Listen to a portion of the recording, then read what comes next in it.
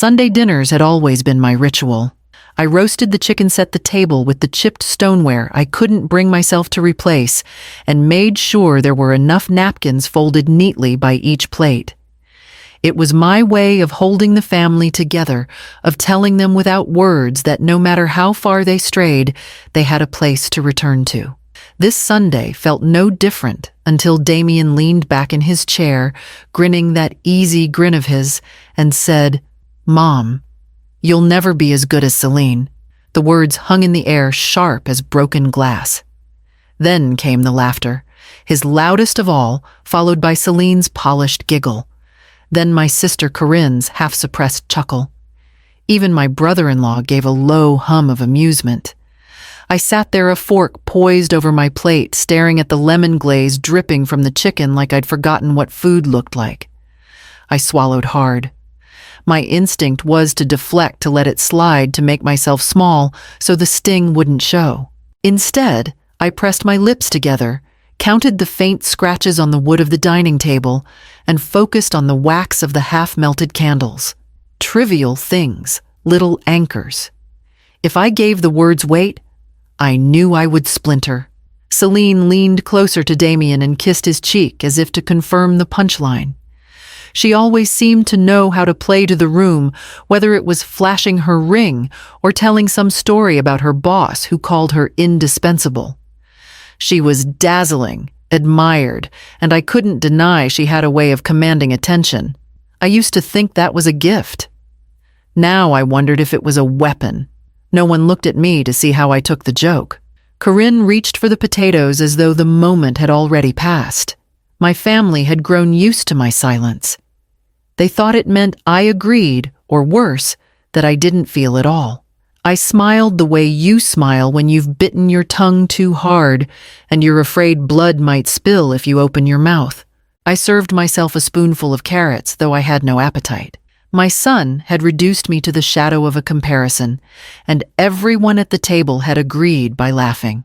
I remembered when he was little, when he used to cling to my hand at the grocery store, tugging me toward the candy aisle. He once told me, "You're the best mom. Children don't know they're writing checks their older selves may refuse to honor." Tonight, he had cashed the opposite. Conversation resumed chatter about real estate prices and a friend's promotion, while I drifted into a quiet space inside myself. The clink of silverware filled the silence I carried. I thought of the countless transfers I had made for Damien, the bills I had covered, the groceries I had delivered without fanfare. None of that had earned me even the dignity of being more than a punchline. I chewed slowly, tasting little. I told myself it was one moment, one careless sentence. But deep down, I knew better. Cracks had been forming for years. This one had simply echoed loud enough for me to hear. I stacked the empty plates and carried them to the sink, my hands steady, though my chest was not. Something inside me had shifted, almost imperceptibly, but enough that I knew the days of swallowing everything without question were numbered. That night, as I loaded the dishwasher and listened to their laughter still spilling from the dining room, I realized silence had cost me more than I ever intended. And for the first time in a long while, I wondered what it might cost to finally keep the ledger in plain sight. After everyone left that night, I sat at the kitchen table with a notebook I keep tucked in the drawer. It isn't a diary, more like a log. Dates, amounts, little reminders of what I've paid when I've stepped in, what I've supplied. Nobody knows about it. To them, my help vanishes the moment it's given. But for me, it's the only record that I was ever here holding the pieces together. My life has been built on quiet responsibilities. I've worked double shifts at the hospital billing office, careful not to complain, because steady is my role. When systems fail, I patch them. When people forget, I remember. Spare batteries, receipts, envelopes with just enough cash for an emergency, my whole world fits in a Ziploc bag tucked into my purse. If the power goes out, I have candles. If someone's check bounces, I cover it. I am the margin that keeps the story from breaking, and yet no one notices. To my family, I'm background noise. The responsible one, the reliable one, the quiet one. My son can say I'll never be as good as his wife because he's never had to picture his life without the scaffolding I've built around him. At work, Priya tells me I'm meticulous. She says the office would fall apart if I weren't there to catch mistakes in codes and claims. She gives me little thank yous, but even those feel like acknowledgments of function, not of self. I am not Meredith. I am the safeguard. I sometimes wonder what it would take to be seen. Not thanked, not praised, just noticed. But I keep those thoughts folded down like laundry tucked out of sight. Being dependable became a habit so early that I can't remember when it stopped feeling like choice. The irony is that my family depends on me precisely because they believe I will never hold them accountable. I've made it too easy. They can laugh, they can forget, because I will pick up the bill, replace the light bulb, refill the gas tank. If I vanished, they would stumble. But as long as I'm here, they'll never admit the ground they walk on is mine. I closed the notebook and slid it back into the drawer. In the other room, the dishwasher hummed, carrying the remnants of the evening. I felt the sting of Damien's words all over again, sharper now that the house was silent. Being dependable had become my disguise, and worse, my erasure. I rinsed my cup, set it upside down on the rack, and thought of Celine's polished smile beside my son's laughter. I knew then that invisibility was no longer sustainable, and the cracks would demand a reckoning. Celine has a way of catching the light. She doesn't even need to try. Her laugh is the kind that makes people lean closer, as if they're afraid to miss a note. She arrives late to gatherings, but instead of being scolded, she's greeted with excitement, as though her entrance is the main event. I've watched her walk into my home empty-handed more times than I can count, and still the family reacts like she brought the feast herself. Damien has learned to mirror her. His charm sits just under hers, like a reflection cast in water. He repeats her phrases, praises her in front of everyone, and lets her confidence carry him. It works. They've become a matched set, one polished surface, reinforcing the shine of the other. I know what's said when I'm not in the room. Corinne once told me, with that particular tilt of her head that feels less like advice and more like reprimand, "You should be grateful Damien married well. Celine makes him look good." That helps the whole family. I nodded at the time, but the words stayed with me. Grateful. As if I hadn't spent 30 years keeping the lights on the fridge stocked, the mortgage paid, the children clothed. As if Celine's lipstick and her habit of posting filtered photos with inspirational quotes could outweigh decades of invisible labor. I think what stings most isn't Celine herself. It's how easily everyone applauds her. She orders takeout once and it becomes a story retold for weeks about how thoughtful she is. I cover 3 months of Damien's car insurance and no one breathes a word. They don't even remember. I tried once gently to point out the imbalance. It was after Thanksgiving last year when Celine showed up with a pumpkin pie from the grocery store bakery. The family raved. My cranberry sauce, which I had simmered with orange zest and cloves, sat mostly untouched. Corinne gushed, "Celine, you're just so generous," and I felt something sour rise in my throat. I asked, "Do you think generosity is measured in dollars or in effort?"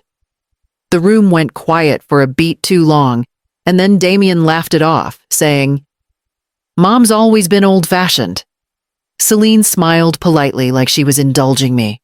My question disappeared as quickly as it came. That's how it works. They erase by omission, by silence, by changing the subject, until your truth feels like an interruption. I've learned to catalog the moments, not to weaponize them, but to keep myself from believing I imagined them. Like the time Celine treated Damien to new sneakers, but the charge landed on my credit card because I'd added him years ago in case of emergencies. Or when Damien forgot their anniversary and Celine told the story of how he surprised her with a weekend trip, except I was the one who transferred the deposit. Applause becomes currency in a family. Celine earns it with performance. I never auditioned, so I never get the part. Sometimes, late at night, I wonder if Damien even remembers the ways I've carried him. Not in the big dramatic gestures, but in the countless small rescues, filling his gas tank before he drove home in college, paying the dentist bill when his part-time job couldn't cover it, slipping grocery cards into his coat pocket. I didn't do it for recognition, but the absence of it has hollowed me out. What startled me at dinner wasn't only his words, it was how easily the others laughed. It was proof that the story of who matters most has already been written, and I'm not in the spotlight. I rinsed another dish that night, the smell of roasted chicken still heavy in the air, and I knew that applause once denied would never be offered freely. If I wanted to be seen, I'd have to hold up my own record, and sooner than later, I would. The first time Damien asked me for money, he was 22. He'd just moved into his first apartment, and a winter storm had driven the heating bill up higher than he expected. His voice on the phone was almost sheepish. "It's just a little over, Mom. 120. I'll pay you back Friday." Friday came and went, of course, and no repayment ever followed. I told myself it was fine. He was learning, trying to stand on his own. $120 was nothing compared to the security of knowing my son was warm. I didn't keep track. Not then. But then came February and gas money. March groceries. April car insurance. Just until I catch up, he'd say always with that hopeful lilt, as if catching up were just around the corner. I believed him longer than I care to admit. By the time he was 24, it wasn't spot money anymore, it was routine. The first of the month meant I covered utilities. Mid-month, it was a grocery run disguised as a just-in-case transfer. By the third week, there'd be a text about the car or the rent. The amounts varied, but the rhythm never did. I scrolled through my bank app one evening and realized how much of my life had been siphoned off in quiet transfers. $300 here, $80 there. $50 slipped into a Venmo request with a flexed arm emoji. At first, I didn't even question it. I liked being the safety net. It made me feel needed, and after my husband left years ago, I clung to any thread that tethered me to being essential. But the thread thickened into a rope I couldn't untangle. The water heater deposit was one of the worst. Damien called in a panic. "They won't install it unless we cover the deposit today. Just $250. I'll square it up." I used my card, and somehow that $250 stretched into multiple payments, then replacements for parts no one explained. Each time the amount grew. Each time the repayment promise shrank into silence. I started noticing the absurd trade-offs I was making. My own car needed new brakes, but I delayed it 3 weeks so I could wire Damien $220 for a late electric bill. I ate peanut butter sandwiches for dinner while he and Celine posted photos from a new restaurant, glasses of wine gleaming in candlelight. And yet, whenever I raised the topic, the responses were so swift, they felt rehearsed. "You're the dependable one, Mom. You've always been good with money. It's just this once." The words acted like gauze covering wounds without healing them. I tried setting a boundary once. I told Damien I couldn't send anything more until I refilled my savings. He sighed into the phone, long and theatrical. "We'll die before we ask you again." That promise lasted 2 weeks. Then came another text, another list, another deposit. I sent it because the thought of them with an empty fridge twisted my stomach more than an empty wallet did. Some nights I'd open my email and scroll through the digital receipts, the little green check marks lining up like soldiers. $80, a $15, $400, $900. It blurred into a wall of proof that my love had been itemized, debited, and forgotten. The silence afterward was louder than any thank you could have been. That was the part that began to hollow me out. They didn't even notice the cost. Or maybe they noticed and chose not to. I couldn't decide which was worse. I remember Thanksgiving 2 years ago. The water heater had broken earlier that fall, and I'd covered the deposit. At dinner, Aunt Corinne asked who helped with the repairs. Without missing a beat, my sister smiled at Damien. Our boy made some calls. I sat at the table phone in my lap, staring at the bank entry that said otherwise. $250. The note line plumber deposit. I bit into the turkey like it could absorb my frustration. I said nothing because saying something would have branded me dramatic. And so I kept my receipts hidden like a guilty secret. When I think about what I gave up, it isn't just money. It was choices. The weekend trips I never took with friends because $200 had evaporated into an urgent car insurance bill. The classes I never signed up for because there was always another transfer due. Even small things, a pair of shoes I put back on the rack, a new winter coat I convinced myself wasn't necessary. I traded those moments for their stability. Or at least I thought I did. In truth, all I built was a system where I carried the weight, and they got to shine without strain. Celine once called me so selfless in front of a group, but the word landed like a dismissal. Selfless, as in faceless, as in erased. It wasn't praise, it was a label for someone whose sacrifices were expected, not acknowledged. I looked at my notebook one evening, pages of dates and amounts, and wondered when exactly my ledger had become a ledger of myself disappearing. The silence that followed each transfer told me everything I needed to know. My love had been mistaken for an endless resource, and my willingness had been read as weakness. That night, I closed the app, set my phone face down on the counter, and realized the only person keeping count was me. But maybe that was about to change. It started as a restless night. I couldn't sleep, so I got up, made tea, and opened my laptop. My fingers moved without me deciding they knew where to go. Bank statements, Venmo histories, credit card charges with notes scribbled in the margins. Each transfer that I once dismissed as just this once stared back at me in neat rows. I began tallying.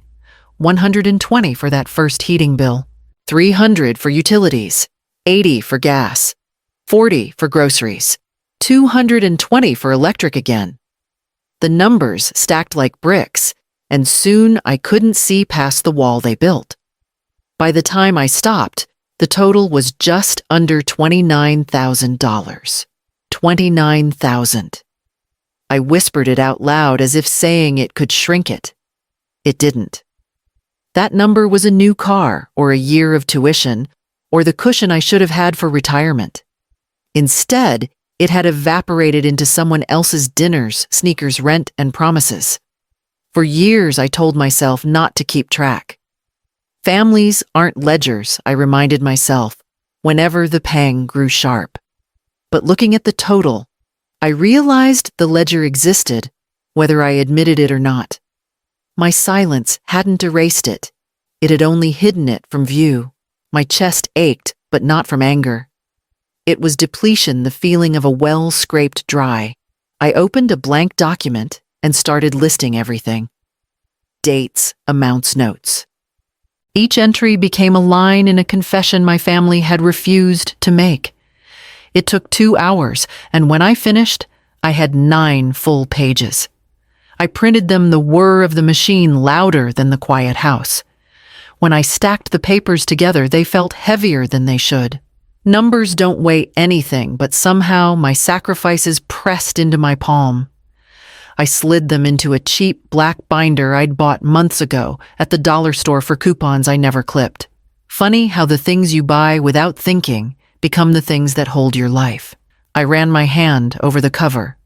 For the first time, the years of transfers and excuses had a spine. They couldn't be laughed off or minimized. They existed in ink, tangible and undeniable. I carried the binder to the kitchen table and set it down in front of me. It looked out of place against the placemats and salt shaker, like a guest at the table who hadn't been invited. I stared at it, imagining what it would be like to open it in front of Damien, in front of Celine, in front of Corinne. I pictured the faces. Surprise. Denial. Maybe even anger. I wasn't sure which reaction frightened me more.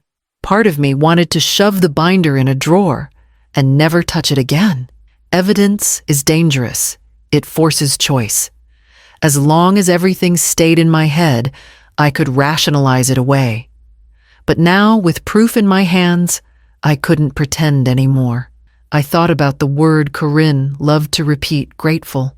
Grateful for Celine, grateful for Damien's charm. Not once had anyone said grateful for me. If I ever showed this binder, it would strip away their illusions. And maybe that was exactly what terrified me once the truth was out there, was no going back to being invisible. I made another cup of tea and sat in the quiet, the binder between my hands. The weight of it steadied me. For the first time in years, my sacrifices weren't scattered into silence. They had form. I left the binder on the table that night instead of hiding it away. When I turned off the lights and went to bed, I glanced back at the dark rectangle resting on the wood. It looked like a line drawn in the sand, waiting to be crossed. And I knew with a certainty that made my stomach tighten that sooner or later I would have to open it in front of them. The binder sat on my kitchen table for 3 days before I moved it. Every time I walked past, I felt its presence like it was breathing, waiting. I finally slid it into my tote bag, not to carry it anywhere yet, but to remind myself that proof lived with me now. Life carried on in its usual rhythm, though the cracks were starting to show in places I could no longer ignore. Celine made a remark at a family barbecue about my cardigan. Vintage is in again, isn't it? With a smile sweet enough to pass as innocent. I laughed lightly, because what else could I do? But the words pricked. She wore her designer jacket like armor, while I patched myself with practicality. Later that same afternoon, Damien brushed off something I said about his work. He was talking about a new project that hadn't paid yet, and I mentioned the importance of steady income.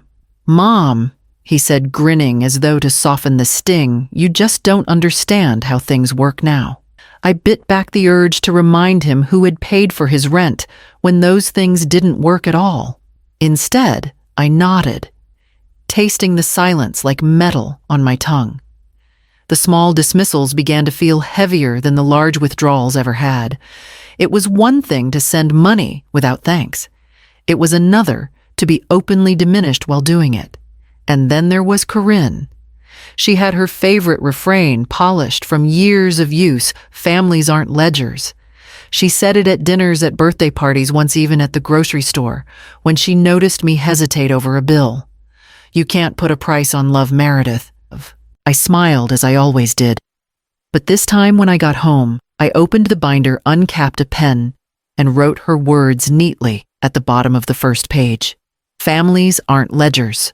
Then underneath in my own handwriting, "But ours has lived on one for years." It steadied me. Seeing her phrase written against the evidence made it lose some of its power. It reminded me that denial doesn't erase the truth. That night, I found myself sitting at the kitchen table with the binder open, tracing the rows of dates and amounts. They looked clinical on the page, but each line carried memory. The night I skipped a new coat for myself, the time I delayed paying for new brakes. The dinner invitations I declined. Every figure carried a shadow. The fractures were small, almost invisible to anyone else, but I could feel them spreading, deepening. The weight of being mocked, dismissed, minimized. It was beginning to split the foundation I had built my life upon. I closed the binder and pressed my hand flat against the cover. Proof was mine now, and I knew sooner or later the cracks would force the truth into the open. It became a script I could recite without missing a beat. Any time I flinched at a comment, someone was quick to pat it down. "Don't be sensitive. It was just a joke. You're reading too much into it." The words slid over me like oil coating everything until I started questioning whether the sting I felt was even real. That's how it works. minimize, deny, reframe. They laughed at Celine's sarcasm, then called me humorless if I didn't laugh along. They praised Damien's big dreams, but brushed me off as small-minded when I asked practical questions. Every time I was reminded that my role was not to speak, but to absorb. At work, I carried the weight silently until Priya noticed. She came to my desk one afternoon, leaning against the partition with her usual calm. "You've been distracted," she said gently. "You balancing something outside of here?" I almost told her no. The reflexive denial I've trained myself to give. But my throat tightened, and instead I shrugged. "Family things." She nodded, as if that explained everything, but then added, "Document what matters." When things blur, it helps to have something solid to point to. Her words landed heavier than she knew. At home that night, I opened the binder again and reread the phrase I'd scribbled beneath Corinne's mantra. Each page of receipts stared back at me like a witness refusing to be silenced. Still, I wrestled with guilt. Part of me thought, what if they're right? What if I am too sensitive? But another part whispered, no one who loves you should require you to erase yourself just to belong. I began to notice how automatic the reframing had become. When Celine forgot to bring anything to a family potluck, Damien joked, "She's been so busy she deserves a break." When I forgot once because I'd worked a 12-hour shift, they teased Mom's slipping.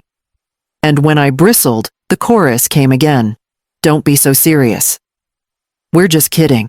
It was always a joke when it was at my expense. Never when it was at theirs. I closed the binder, slid it back into my tote, and sat for a long time with my hands folded. Proof was no longer the question. The real question was whether I had the courage to stop letting them write my story in pencil and laughter. The next morning, my phone buzzed with a message from Damien family meeting Sunday. "Bring your checkbook." The text came early Saturday morning, just as I was folding laundry. Damien's name lit up my screen, followed by the message, "Family meeting Sunday. Bring your checkbook." A few seconds later, Celine chimed in with her usual sparkle 3 emojis, a smile, a heart, and a clinking glass.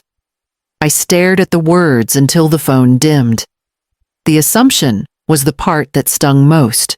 Not a question, not a request, but a directive. Bring your checkbook, as though my role had been carved into stone. I set the phone down and sat at the edge of my bed, the pile of folded towels beside me suddenly heavy. The old me would have sighed, gathered the bills, and prepared to be the silent rescuer once again. But the binder sat in my tote by the chair in the living room, and I could feel its weight even from here. Later that day, I carried it out to the porch while the kettle boiled. The binder looked unremarkable in the sunlight, just a black cover, the kind you'd forget on a shelf. Yet I knew what lived inside 4 years of proof. Every time I touched it, a current of resolve ran through me. I poured tea into my favorite mug and sat on the porch swing binder, balanced on my lap. That's when I saw Titus next door watering the small line of potted herbs his late wife had planted. He raised a hand in greeting, and I nodded back. A moment later, he crossed over his gate, slow but steady. "You look like you're carrying the world there," he said, glancing at the binder. I let out a laugh that wasn't quite a laugh. "In some ways, I suppose I am." He didn't pry, not really his way, but he lingered long enough for me to add, "Family meeting tomorrow. They want me to bring my checkbook." His eyes softened, lines deepening at the corners. "And will you?" I traced the edge of the binder with my thumb. "I don't know." Titus leaned on the railing. "A boundary is not a betrayal, Meredith. Sometimes it's the only way to stay in the room without disappearing." The words caught me off guard, simple and steady like stones placed in my hands. I nodded, though I wasn't sure he saw. That night, I slid the binder back into my tote. This time, it wasn't to hide it, but to prepare. For years, I had told myself that keeping quiet was noble, that love meant smoothing edges and plugging leaks. But love had also left me nearly $30,000 lighter and invisible in my own story. I lay in bed with the tote on the chair across the room, the binder inside like a sentinel. I didn't know what tomorrow would bring, anger, denial, maybe worse. But I knew I couldn't walk into that kitchen empty-handed again. When morning came, I dressed carefully. Not in anything new or glamorous, but in clothes that made me feel grounded. I tucked the binder into the tote, looped the handles over my arm, and headed out the door. By the time I pulled into the driveway, my heart was steady, my breath even. I wasn't there to bring a checkbook. I was there to bring the truth.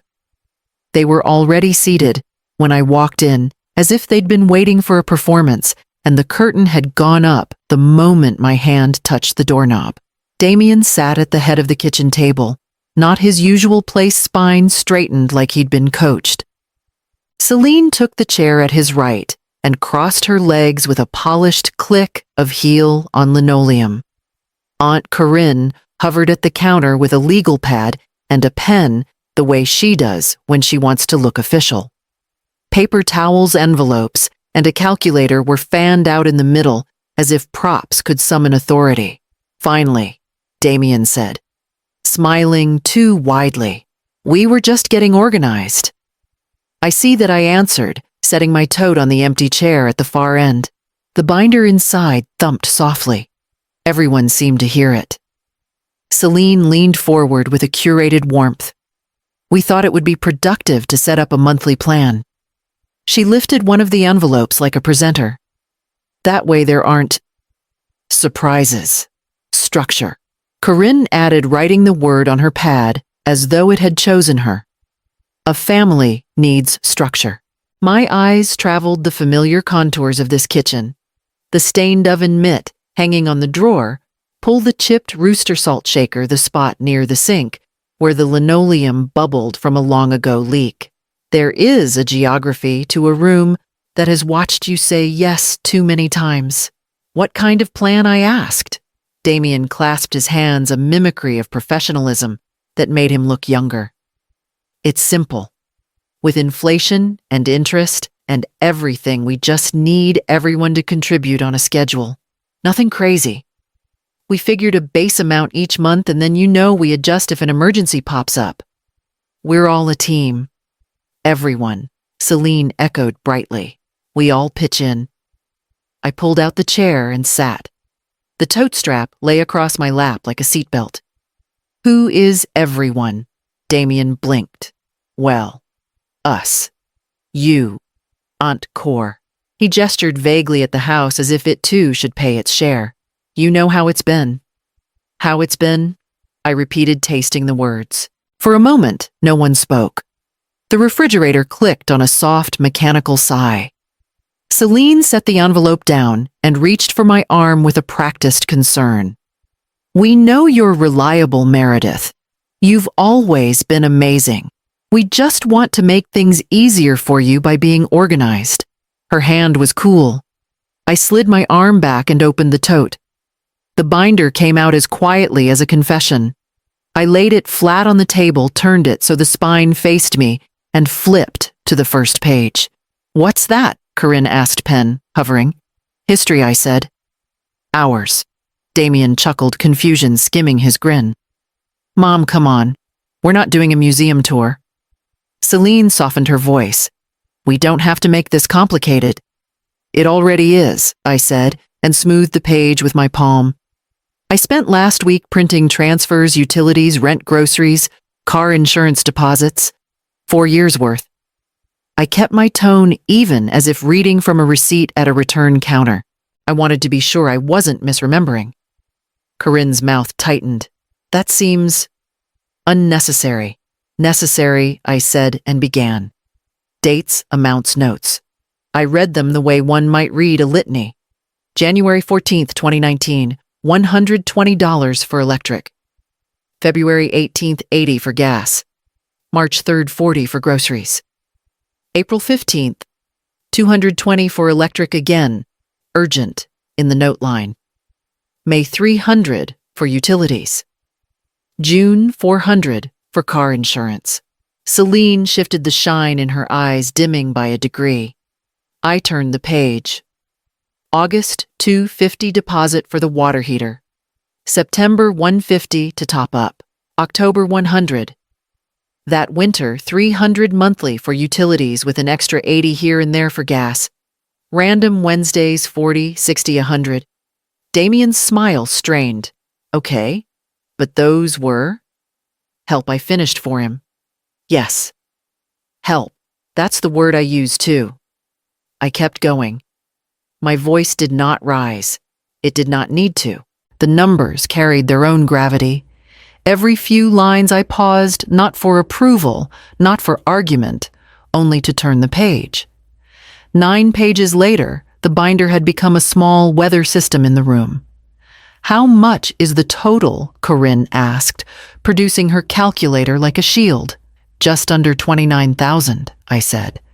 That's not counting the cash I slipped into jackets or the rides I gave or the time I spent fixing things here. Just the banked money. Damien laughed once quick and brittle. No way.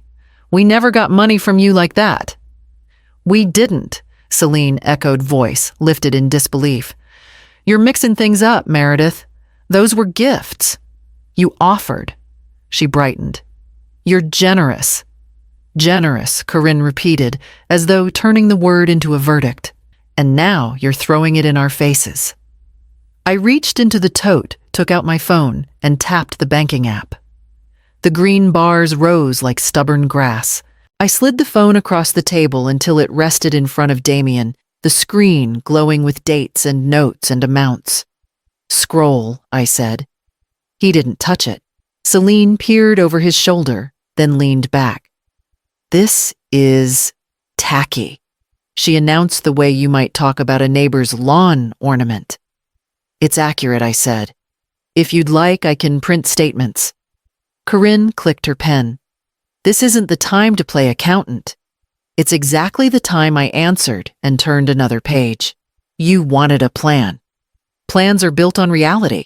Damien finally put a finger to the screen and flicked. His eyes tracked left to right, numbers replacing attitude. For a second, he looked 12 again, face open and unarmored. Then he found his footing in denial. Look, even if this did happen, and I'm not saying it did like this, you wanted to help. You told me not to worry. I told you I loved you. I said. I didn't tell you to erase me. Celine sat up straighter, voice slipping into the bright cadence she used on social media. Okay, let's reset. No one's erasing anyone. We just need to be solution-oriented. She smiled at me. If you can do 300 a month, that would stabilize everything. My breath went in and out without effort, a surprise in its ease. No. The word landed with more sound than I expected. Corinne's pen paused midair as if the ink had congealed. No, Damien repeated as though he'd never heard the syllable before. No, I said again. There won't be monthly transfers. There won't be emergency Venmos. There won't be a plan built on me. Celane's smile flashed and failed. That's dramatic. What's dramatic, I replied, is writing a family budget on someone else's back and calling it love. Corinne set down her pen. You're being cruel, Meredith. I'm being clear. I slid the phone back to my side and locked it. If you need help in the future, you'll ask in advance. You'll accept the answer even if the answer is no. You won't reframe it as a joke or a gift or a duty. You won't post about sacrifices that aren't yours and imply debt that doesn't exist. Damien's jaw shifted a rhythm of clench and release. So you're just cutting us off. I'm ending a system, I said. If I'm never as good as your wife, then tell her to pay the bills. For the first time since I sat down, silence fell in a clean sheet. Even the refrigerator seemed to hold its breath. Celine's lips parted, then pressed together. Color rose on her cheekbones in 2 precise circles. That's not fair, she said softly. But there was an edge under the silk. You know my paycheck goes toward our future. Investments? We have goals. So did I said, and my voice surprised me with its calm. They turned into your sneakers, your dinners, your deposits, your emergencies. That repeated so regularly, they became calendar events. Damien leaned forward, palms flat on the table. "We're a unit," he insisted. "Everyone does their part." "I did mine," I said. "For years." Corinne exhaled a brittle laugh as if to reset the tone. "Let's be reasonable. Meredith, if you insist on tracking every kindness." Tracking, I repeated and put my hand on the binder. "Not every kindness, just the ones you said never happened." She flinched. Just a flicker, but I saw it. Celine glanced at Corinne, then back to me. "We can compromise." 200. She smiled again, white and weightless. "Consider it a way to keep the peace." "Peace," I said, "is not built on pretending." Damien pushed back his chair. It scraped the floor with a screech that made all of us wince. He began to pace the narrow kitchen, hands on hips, head bent. "I can't believe you'd do this to us." "I'm doing this for me," I said, "and for the version of you who might grow without my wallet propping him up." He stopped and stared, eyes hot. "You're making me the bad guy." "No," I said. "Your choices are making you uncomfortable. That's different." He looked at Celine, seeking the cue that usually steered him. She took his hand, squeezed it, and lifted her chin. "When you grow up with scarcity," she said to the room, "you hold on too tight." "Meredith, maybe your generation doesn't understand how we build now. We invest. We leverage. It takes support." "I understand support," I said. "I don't understand rewriting history to make the person supporting you look ungrateful." When she stops. Corinne broke in, voice brisk. "Enough philosophy. We need numbers." She pulled the calculator closer. 150 each month then, as a starting point. I reached into the tote and pulled out a roll of paper towels. I'd brought them because muscle memory told me showing up empty-handed was how you lost the argument before it started. I set them in the center of the table, one small, ordinary offering, and then I lifted the binder and held it to my chest. "I won't be participating in a plan built on denial," I said. "These pages are not weapons. They're a record, and they're the reason my answer is no." Damien's voice dropped. "If you walk away right now, don't expect us to forget it." I stood the chair legs whispering against linoleum. "For years I've been the part you forgot." Celine's eyes glittered. "People will hear about this." "I imagine they will," I said. "When they do, be sure to include the math." Corinne pressed her lips together, the legal pad now a useless prop beneath her hand. "You're choosing pride over family." "I'm choosing truth," I said. "If you want me in the room, it will have to be with truth." No one moved. The house made an old settling sound in the walls, wood remembering how to be still. I slipped the binder into my tote and looped the strap over my shoulder. My heart was beating steadily, not fast. I looked at my son, at the child, and the man sharing the same face. "I love you," I told him. "I won't be your bank." He didn't answer. The space between us filled with all the years I had bought, and the year in front of us I would not. I turned toward the doorway. My hand found the frame familiar paint smoothing under my fingertips. Behind me, Corinne said my name like a warning. Celine made a small, dismissive sound, the kind that used to knock me off balance. Damien let out a breath that was almost a laugh. I stepped into the hall, the tote thumping my hip, the paper towels standing like a white flag in a war I no longer recognized as mine. The living room opened before me, quiet and ordinary. And for once, the quiet felt like room rather than punishment. By the time I reached the front door, my phone was already vibrating on and off notifications, arriving in a chain I didn't need to read to understand. I slid it into my pocket without looking. I didn't slam the door. I closed it with care, the latch meeting the strike plate with a small, precise click. On the porch, The air felt cooler than it had an hour ago, like the weather had shifted while we sat arguing definitions. I went down the steps one at a time and kept walking until I could breathe in a way that didn't hurt. When I reached my car, I rested my forehead on the steering wheel and let the stillness settle, not as surrender, but as a beginning. Then I lifted my head, started the engine, and knew that inside that kitchen, the denial would now begin in earnest. Here's written in full prose, 720 words. First person carrying the emotional tone forward from Chapter 9 and ending in a way that connects smoothly to Chapter 11. By the time I got home that night, the notifications had multiplied like weeds. My phone lit up with texts, voicemails, even a few emails forwarded from relatives I hadn't spoken to in months. I set it face down on the counter, but the vibration kept coming, a constant reminder that the conversation in that kitchen had only been the opening act. I lasted until morning before listening to the first voicemail. Corinne's voice spilled out syrupy with practiced outrage. "Meredith, what were you thinking? Bringing out papers like that, humiliating your own son and his wife. Families aren't businesses. You embarrassed the family. People are already talking." I deleted it before she finished. The second message was Damien, his voice heavy with injury. "I can't believe you blindsided us like that. You made me look like I don't take care of my own household? That's cruel, Mom. You've always wanted me to succeed, and now you're undermining me in front of everyone." I closed my eyes, picturing him pacing the kitchen, shoulders squared like he'd rehearsed. He wasn't angry about the money. He was angry about the exposure. Celine's message came next, breezy and sharp. "Meredith, I really think you need to consider how this looks. The binder, honestly tacky. It makes you seem obsessive, like you've been keeping score instead of giving from love. That's not healthy.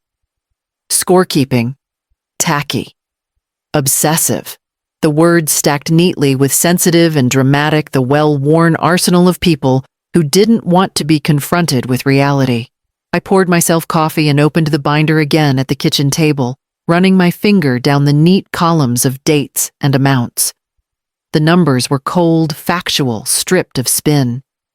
No matter how many times they called it embarrassing or tacky, the math refused to change. By noon, the family group chat had become a theater of denial. Corinne, she's rewriting history. Damien, none of us asked for this. Celine, we thought we were building trust and she turned it into a bill. I typed nothing. I scrolled, watched the reframing in real time, and marveled at how quickly they could shift the narrative. It was as if my binder had forced them into a corner, and the only way out was to declare the corner imaginary. That evening, Titus stopped by with a bag of lemons from his tree. He set them on the counter and looked at me with quiet concern. "You all right? I will be," I said. He nodded toward the binder still open on the table. "That looks like something you've been carrying for a long time." "I just wanted the truth in one place," I answered. "But now they're acting like the truth is the problem." Titus's mouth curved in a knowing half-smile. "That's the oldest trick in the book. If they can't argue with the numbers, they'll argue with your right to hold them." I exhaled the air, leaving me like I'd been holding it for years. "They keep saying I'm making them look bad." He shrugged. "Maybe they should worry about why the numbers exist in the first place." That night, I turned off my phone entirely. The silence was startling, but it gave me room to think. Every accusation echoed in my head, embarrassing, tacky, cruel, but none of them carried the weight of those 9 pages in my tote. The binder didn't care about opinions. It was stubborn, impartial, unyielding. The next morning, I woke to the sunlight, streaking across the table, hitting the binder where it still sat. I touched the cover lightly and realized something simple but steady. They could argue about tone, about presentation, about perception, but the numbers would remain. And the next time they tried to make me choose between peace and truth, I already knew which one I would carry into the room. The next Sunday, I walked into their house with the tote on my shoulder, the binder inside pressing against my side like a pulse. Celine greeted me at the door, smile lacquered on like gloss. Damien stood behind her, his jaw tight, but his posture meant to look casual. Corinne hovered in the background with her ever-present legal pad. The setup was familiar. The three of them aligned me cast as the lone dissenter. We gathered in the kitchen again, the same table, the same stack of envelopes, the same calculator waiting like a weapon. Damien cleared his throat, ready to begin. "We've all had a week to cool off," he said. "Maybe we can be rational now." Rational. That word was their refuge. Rational meant erase what happened, start over on their terms. I placed the tote on the chair beside me, but didn't open it. "Say what you need to say," I told him. He looked at Celine, who gave him a slight nod, then leaned forward. "We're willing to meet you halfway. 200 a month instead of 3. Emergencies on a case-by-case basis." "That's fair, right?" The practiced brightness in his tone almost made me laugh. Fair. For years, fairness had been defined as me paying quietly and them rewriting it as generosity from someone else. I folded my hands on the table. "No." Celine blinked. Her smile wavered, then returned with fresh paint.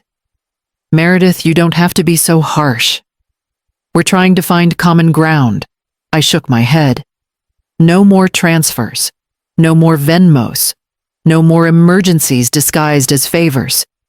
The line has been drawn." Damien leaned back in his chair, crossing his arms. "So that's it. After everything we've been through, you just cut us off." "I'm not cutting you off," I said. "I'm cutting off the system that's been bleeding me dry. If I'm never as good as your wife, then let her pay the bills." The sentence fell between us like glass shattering. Damien froze.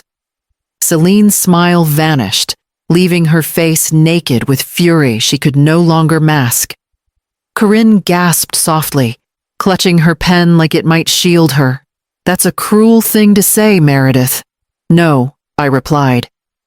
"It's a true thing to say. And if truth sounds cruel, that's because denial has been running the show." Celine straightened her voice. Clipped. "I contribute plenty. You don't see what goes on behind the scenes." I met her eyes without blinking. And yet, every emergency landed in my lap. "If you had been carrying the weight, you claim this binder wouldn't exist." Damien slammed his hand on the table. "Why are you doing this? You're making us look like beggars. You made yourselves look that way when you kept asking," I said evenly. "The binder only makes it visible." He looked at me then as though I'd betrayed him, not the other way around. His voice broke at the edges. "You're supposed to be my mother." "I am," I said. "That's why I've carried you for this long." "But being your mother doesn't mean being your bank." Corinne shook her head, muttering, "Families aren't ledgers." I reached into the tote, pulled out the roll of paper towels, and set it on the counter. "I brought this because old habits die hard. I've spent years showing up with something, anything, to soften the edges. But I'm not here to soften anymore." The room was still. Even the hum of the refrigerator seemed quieter, as if the house itself was waiting. I picked up the binder, tucked it under my arm, and stood. My heartbeat was steady, my voice calm. "I love you. I want a relationship with you, but I won't participate in rewriting history, and I won't bankroll denial. From now on, if you need help, you'll ask. You'll accept no. And you'll stop pretending that what I've already given never happened." Celine scoffed. "People will think you've lost it. Then let them," I said. "The people who matter will know the truth." Damien's chair scraped back as he stood, but he didn't block me. He just stared, searching my face for a crack in my resolve. There wasn't one. I moved toward the door, the tote heavy on my shoulder, the binder pressing firm against my ribs like a shield. No one followed. Outside, the late afternoon air smelled faintly of cut grass and charcoal from a neighbor's grill. For the first time in years, I walked to my car without rehearsing excuses, without wondering how I'd juggle their needs with my bills. I slid into the driver's seat, set the binder carefully on the passenger side, and started the engine. The kitchen light still glowed behind me, silhouettes shifting inside the denial machine, surely already grinding into motion, but I didn't look back. I pulled onto the road binder beside me and drove toward a life that for once would be mine to balance. When I pulled into my driveway, the world felt unnaturally quiet, as though even the crickets were giving me space. I set the toad on the kitchen counter, boiled water, and made pasta. The simple routine steadied me. Butter, salt, a little pepper. I ate standing up, one hand on the counter, the other holding the bowl. The silence around me felt heavy, but not suffocating, closer to a blank canvas than a cage. When the first buzz came, I ignored it. By the third, the phone rattled against the counter like it wanted to leap off. I finally turned it over. 12 missed calls, then 15. By the time I rinsed my bowl, the number had jumped to 21. Damien, Corinne, even Celine, all cycling through the same strategy, persistence as persuasion. The voicemails stacked up too. Damien's voice cracked with practiced outrage. "You made me look like a fool, Mom. That's not how family treats each other." Corinne, sharp and clipped. "We'll discuss this when you've come to your senses." Celine, soft but edged like glass Meredith. "If you keep this up, people will think you're unstable. Please don't embarrass yourself." I didn't reply. By the time I showered and changed into pajamas, my phone was a slab of light. I opened it long enough to scroll through the family group chat. Corinne had typed paragraphs about respect and sacrifice. Damien threw in short, pointed messages. So selfish. Unbelievable. Celine chimed in with platitudes about unity and trust. Then I saw the Facebook post. My mother's name in bold, followed by a photograph of a lit candle, and the caption, "Raising children is hard when they forget the sacrifices you made. Pray for us during this difficult time." Dozens of comments trailed beneath prayers, heart emojis, a handful of distant cousins piling on with praise. Kids these days know respect. Stay strong. Sending love. I closed the app. My pulse should have quickened, but instead a dull calm spread through me. The narrative machine was already spinning, churning my silence into their story. For years I'd tried to correct it, by proving myself indispensable. Tonight, I let it roll without me. At the edge of my kitchen table sat the binder, its black cover catching the dim light. I pulled out my phone, opened the banking app, and scrolled to the recurring transfers. 3 neat lines appeared, each with a date, each with an amount. Utilities, gas, groceries. For years, these had gone out automatically, so smoothly I barely noticed. I tapped the first one. A box appeared. "Are you sure you want to cancel this recurring payment?" My thumb hovered for a moment. Then I pressed, "Yes." The second. "Are you sure?" "Yes." The third. "Are you sure?" "Yes." The screen refreshed the list, shrinking until nothing remained. My chest felt both hollow and strangely full, like air had entered a room sealed too long. The buzzing didn't stop. By bedtime, I had 47 unread messages, 5 new voicemails, and 1 more Facebook post tagged with my name. Please pray for understanding in families torn apart by money. I set my phone face down on the nightstand and turned off the lamp. For the first time in months, I fell asleep without rehearsing tomorrow's transfer in my head. When I woke, sunlight spilled across the floorboards. The phone was still lighting up, still trying to drag me back into the noise. I ignored it, made coffee, and opened the binder. The pages lay flat, unapologetic, each number a steady witness. I took a deep breath, and for the first time, I felt the faint outline of freedom forming at the edges of my life. Untidy, fragile, but mine. And just as I was about to sip my coffee, the screen lit again. Family meeting, Sunday. Don't forget. By midweek, the noise had changed shape. It was no longer just texts and voicemails. It had migrated online. My cousin forwarded me screenshots of posts from relatives I hadn't spoken to in years. "She's lost her grip," one aunt typed under my mother's candle photo. "Poor Damien, always carrying the family," while his mother nitpicks. Another cousin chimed in. "I heard Meredith never helped financially. If anything, they supported her." Revisionists, I thought. They rewrote history as easily as clicking share. At first, the sting was sharp, like being erased in real time.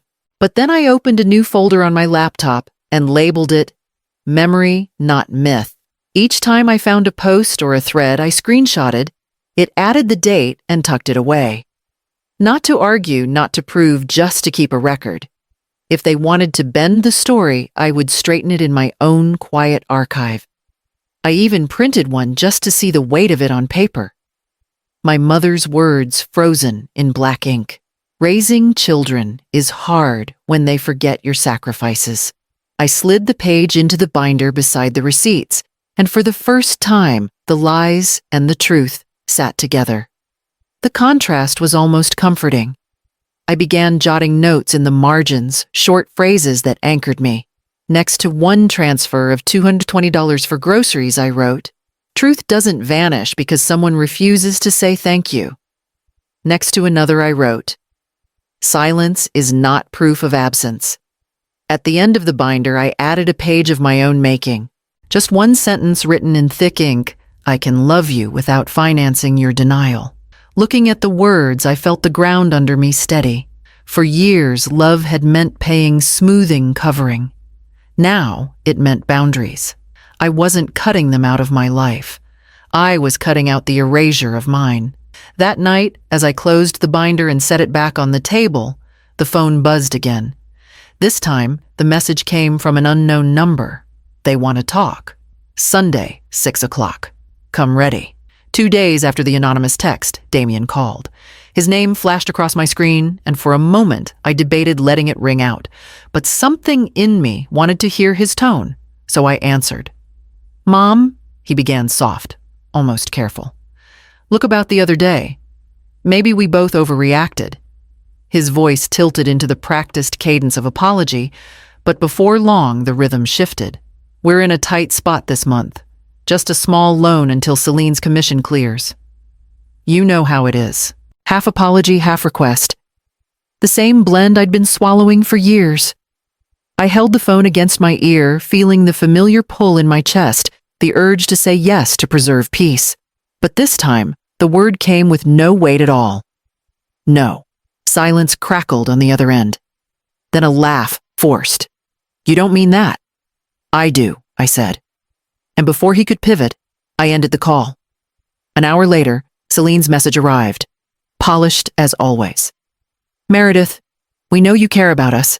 Family is about sacrifice. We've all admired your strength. Please don't let pride overshadow love." For years, that combination flattery and guilt would have bent me. I would have sent the money telling myself it was easier to swallow the loss than resist the weight of her words. This time, I typed a single reply, "No." I didn't explain. I didn't justify. I didn't add a paragraph to soften the edge. It was the cleanest word I'd ever written. Later that evening, I opened my banking app.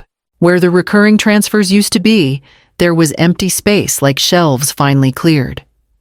I tapped Create New, entered a small automatic deposit, and named the bucket Meredith First. The phrase startled me when I saw it on the screen. It looked almost selfish, but then I thought of the nights I'd skipped dinner, the shoes I hadn't bought, the dentist appointment I'd delayed. Selfishness had never been the danger. Erasure had. I confirmed the setup and watched as the system scheduled the first transfer into that account. It wasn't much, but it was mine. And for once, mine was enough.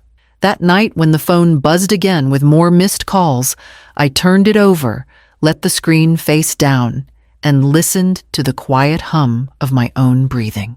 By morning, The group chat had shifted to sharp barbs and veiled threats, but I didn't open it. My answer had already been given. And when Sunday came, I knew I would walk into that room carrying the smallest word with the heaviest weight. No. Sunday evening came with its usual heaviness. The sun was low when I found myself driving past their street, the familiar pull guiding me even though I had no intention of stopping. Old habits don't vanish in a week. I slowed as I approached the house. Through the wide front window, I could see them gathered at the table.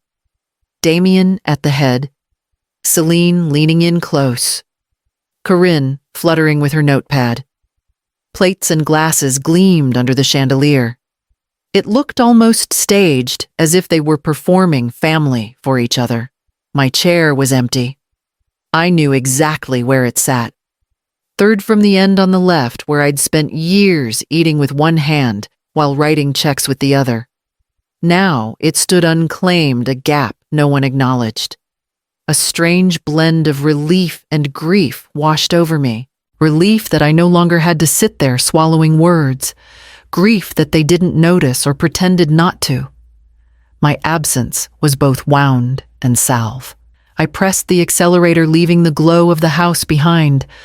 The road opened wide in front of me, darker but freer, and for the first time, I let myself wonder what a Sunday might look like, built only on my terms. The next weeks unfolded in small, deliberate choices. I finally booked the dentist appointment I'd put off for years. I bought a pair of sneakers without glancing at the price tag 3 times. On Thursdays, I started a craft class at the community center, my hands busy shaping something that belonged only to me. Most mornings, I sat on the porch with Coffee Titus across the rail, with his herbs trading small talk that sometimes drifted into real talk. I laughed more often than I expected, the sound surprising me. Lighter, less guarded, like it hadn't had room to breathe before. Life felt smaller, yes, but not diminished. It was stronger, condensed into moments that carried my own name. And one evening, as the sun dropped behind the rooftops, I opened the binder again, not to tally, but to remind myself how far I had already stepped beyond it. One evening, I stood with the binder in my hands, its weight no longer heavy, but simply present. I carried it to the top shelf of my closet and slid it beside an old photo album. With a marker, I wrote on the spine, "Record not weapon." It was no longer something to wield, only something to remember. Before bed, I sent Damien a short text. No explanations, no calculations. I love you. I won't be your bank. The message sat on the screen, stark and clean, the truest balance I had ever written. I placed the phone on the nightstand, turned out the light, and pulled the quilt over my shoulders. For the first time in years, I fell asleep without rehearsing an apology, without calculating the next transfer. My dreams were quiet, my breath even, and in the silence I felt whole.